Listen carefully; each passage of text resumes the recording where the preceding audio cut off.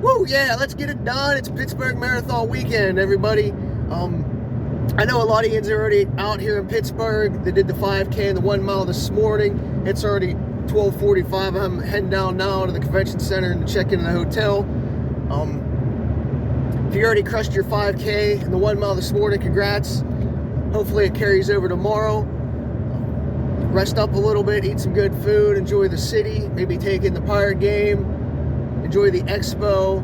I think there's a Star Wars pop-up tonight activity at like the Market Square or something like that from what I heard. A lot of things to do, a lot of places to eat and see and visit. Casino, the aviary, all that kind of cool fun shit.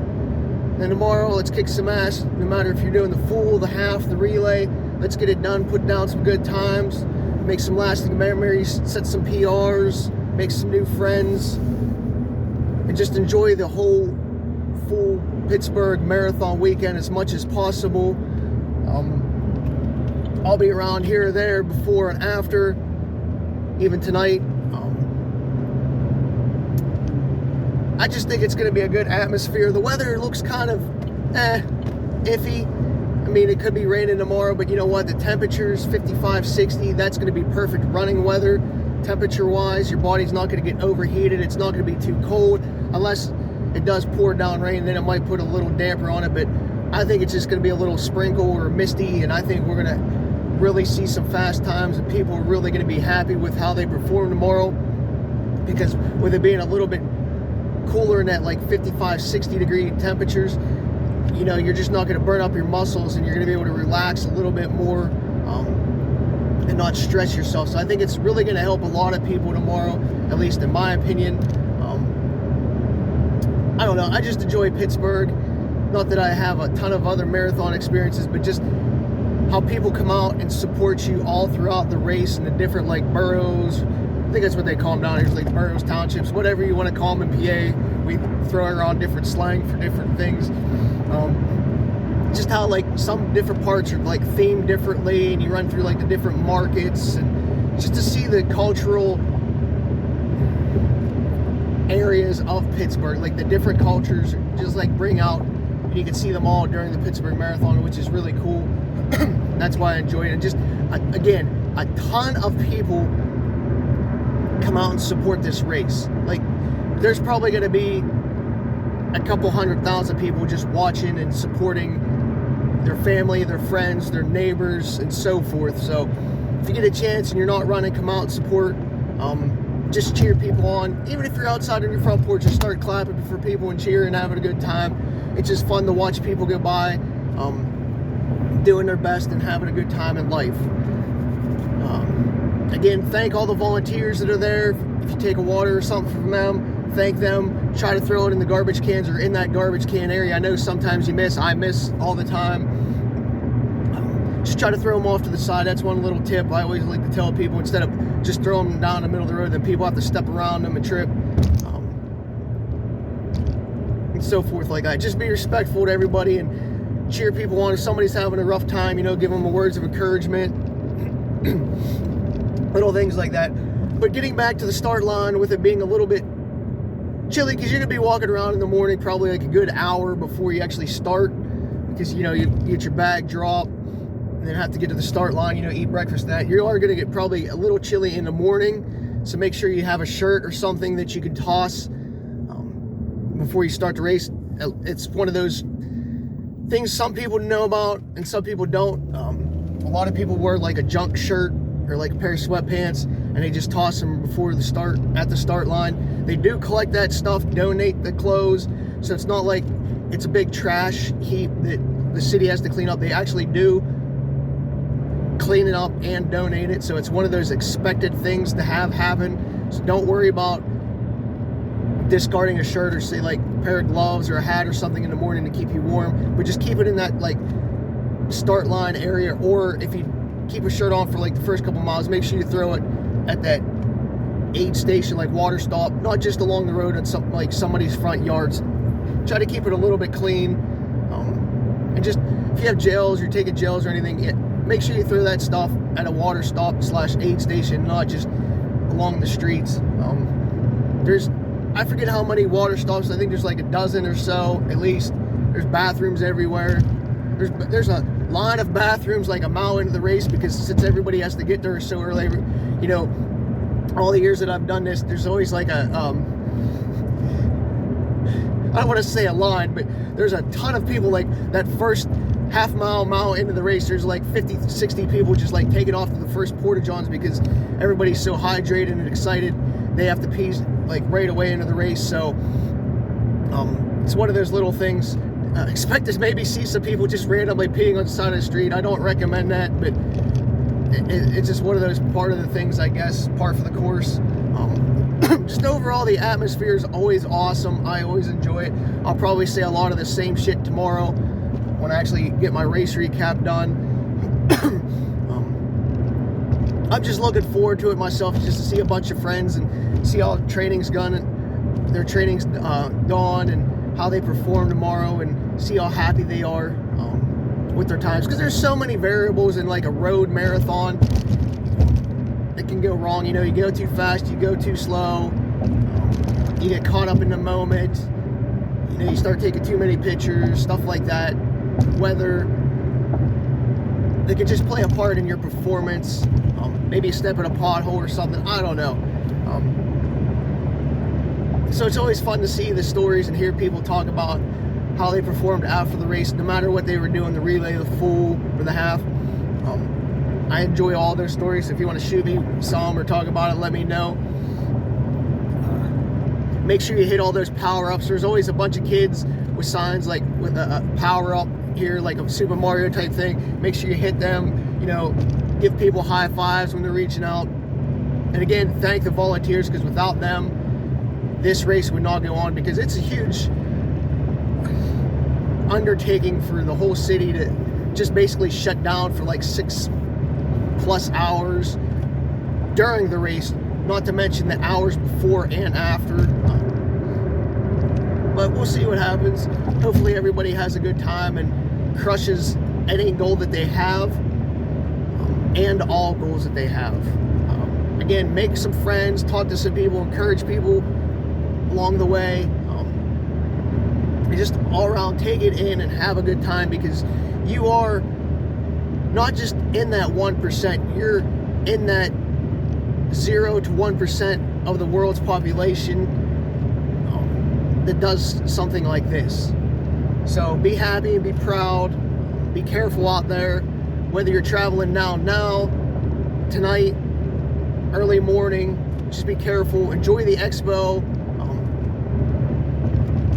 Look at all the different running gear that they might have down there. I don't know what's there, because I'm obviously not there yet. Get some samples. Don't eat too much. That is the one thing I will say. I know people always say carb load this, carb load that, but you know what? You eat a big meal, guess what's going to happen? You're going to have to end up pooping yourself tomorrow. You're going to have to find that porta-john there, and you're going to be mad because you wasted like 5-10 minutes in the porta-john.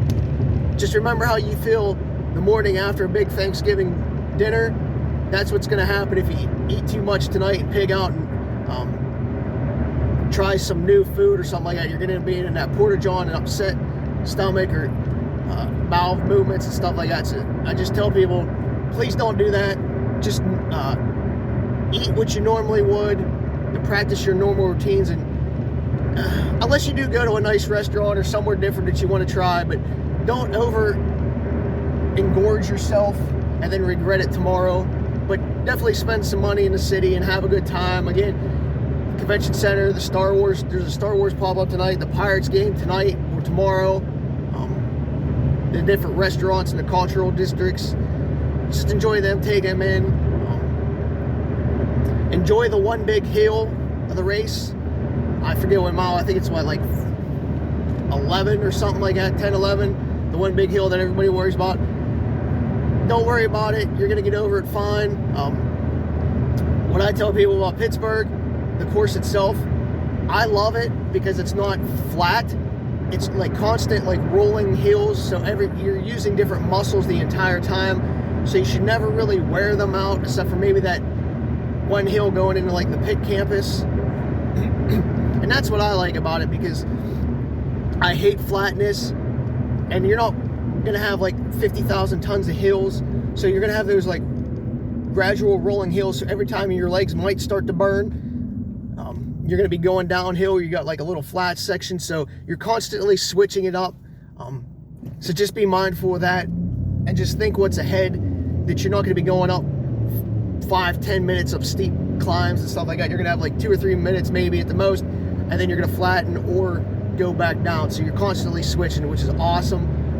It should allow you to not burn up as much, and that's how I feel, at least my body works, so I can keep switching muscles. You know, they recover, then I can use them again and stuff like that.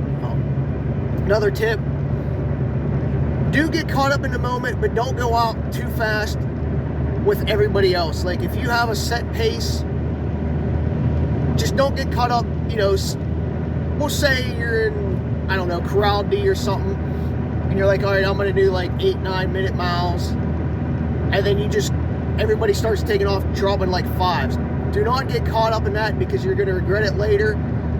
Stay within yourself early on, and then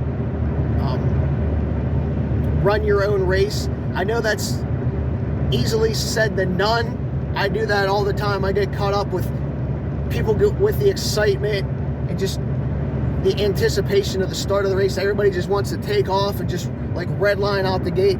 But just stay within yourself and don't blow up or burn up within that first mile or two, and then regret it later.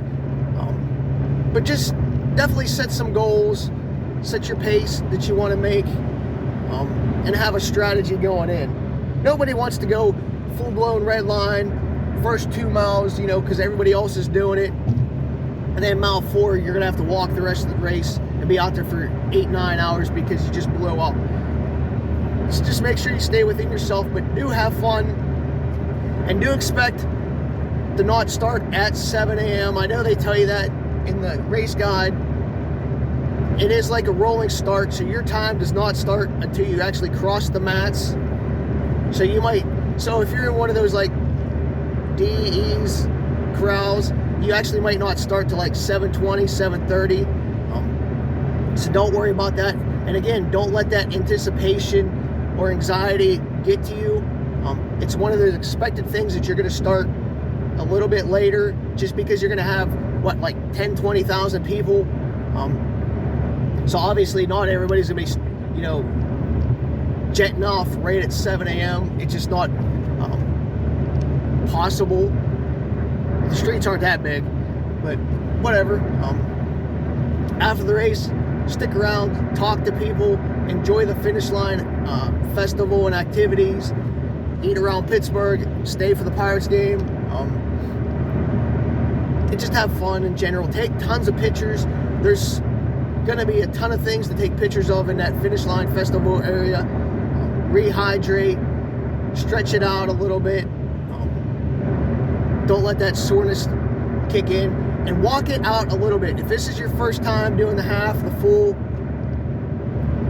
walk it out a little bit. Don't just stop and stand still. Walk it out, stretch it out right away, or else you're going to get sore and you're going to get that bow-leggedness going. It's one of those things I love watching all the time. I'm not going to lie about the marathon, or any marathon distance in general, is after the race, you know, people get that bow-legged where they can't walk straight.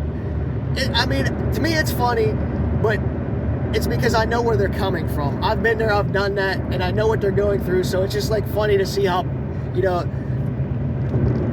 I don't know if funny is the right word, but I enjoy it because I just know the journey they've been on and what they've been through.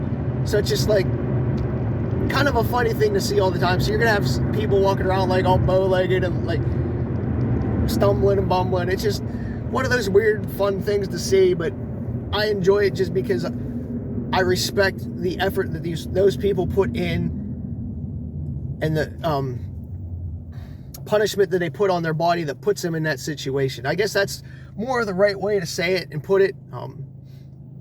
But we'll see. If you see me out there, come say hi.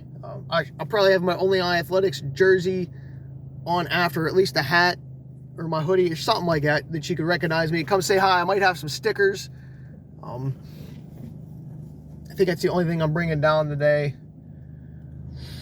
Other than that, I guess for me, in general, I just enjoy it because it feels I call it like a mini Boston. I think the atmosphere here is a little bit better than the Boston Marathon just because it's more localized, maybe. But I feel like there's just as many people in Pittsburgh cheering you on as there is in Boston. It's just a little bit more special because this is your family, your friends, your neighbors, your relatives and stuff like that, your co-workers. So it is a little bit more special to me to have the community come out and support you like they do in Boston. Just come down and check it out. For me tomorrow, I'm running the full, I think my bib's 1440, Dean Banco. If you don't know, check me out. I even upload a little picture if you want to follow along and track me. My goal is 3 hours tomorrow. My Boston qualifying time is 3:10 since I'm 40.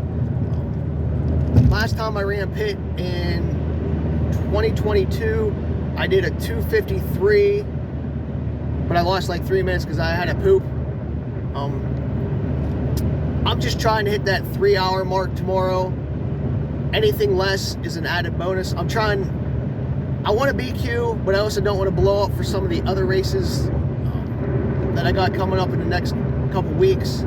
So I'm trying to ride that fine line where I have a goal of 3 hours in Boston qualifying, but at the same time not exerting myself to the point where I'm going to be out of running for a couple weeks just to recover from this. So, I mean, well, Pittsburgh is an important race for me. I still have some other goals that I want to do this year, so I have to play that fine line, which is more important, or not necessarily more important, but don't destroy myself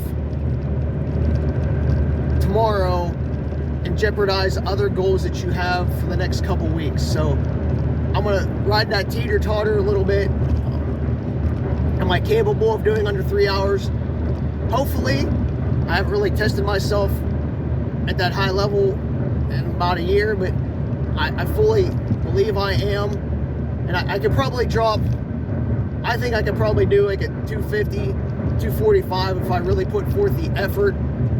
But then again, I'm going to regret it for the next couple weeks and jeopardize other goals. Since I'm not going for a personal best, PR, or, personal record in the marathon tomorrow, I don't need to like destroy myself, because again, my two goals are 3 hours and the Boston qualify. As long as I'm under that 3:10, that's a Boston qualifying, but I need that.